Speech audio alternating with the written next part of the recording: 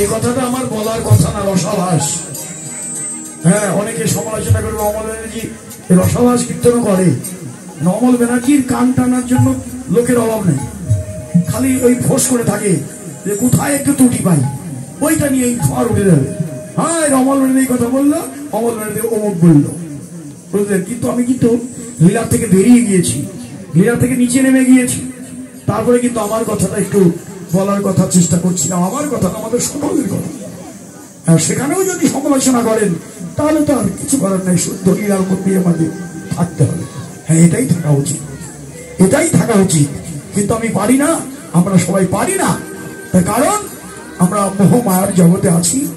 এই জন্য আমরা চাই বিশুদ্ধ লীলা শোনার মধ্য দিয়ে আমাদের জীবন চরিত্র যদি একবার তৈরি হয়, কৃষ্ণ বলে গৌর হয়ে যদি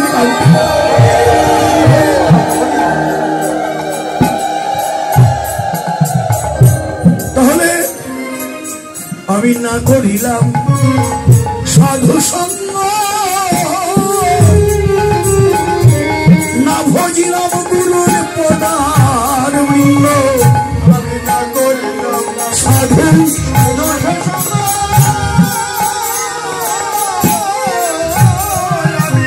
না ভজিলাম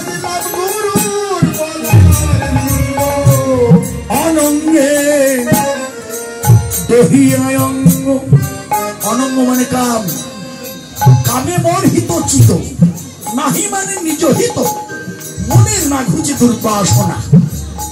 অনঙ্গে দেহিয়াঙ্গ সকলই ভোলাই, অনঙ্গে দেহিয়াঙ্গ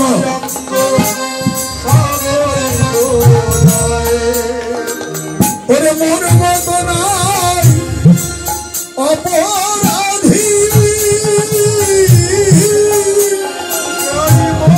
মন মত নাই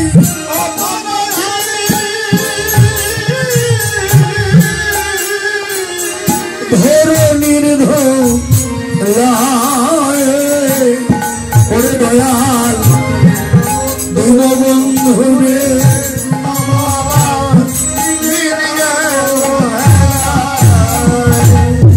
সংসারের সংঘাতে কবু তোমারই ভোজি নাই প্রভু, ওই সংসারের সংঘাতে কবু তোমারই ভোজি নাই প্রভু। আমার আয়ু সূর্য ডুব ডুব ধুলিভ না,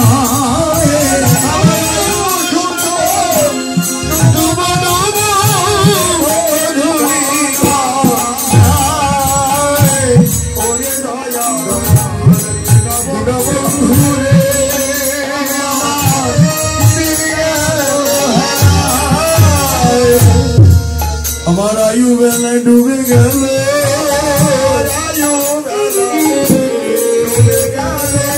আমার আয়ু বেলা ডুবে গেল, আমি একদিন তারে ভজলে বেলালে, আয়ু বেলা ডুবে গেল।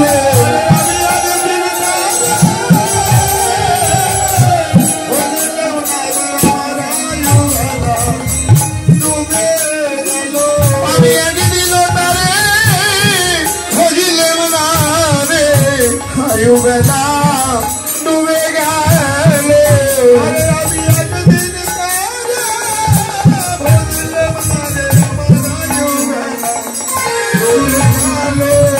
আমি একদিন তারে ভজিলাম না রে, আমার আয়ু বেলা ডুবে গেল।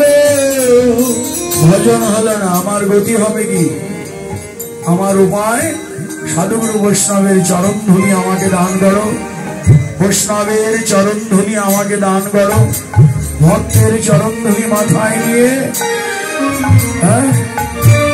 আমি যেন ভজনে মন বসাতে পারি। তোমরা দাও দাও ভক্তে চরণ ভূমরা দাও দাও ভক্তে চরণ ধুলি দাও ভক্তে চরণ ভূমরা দাও দাও ভক্তে চরণ ধুলি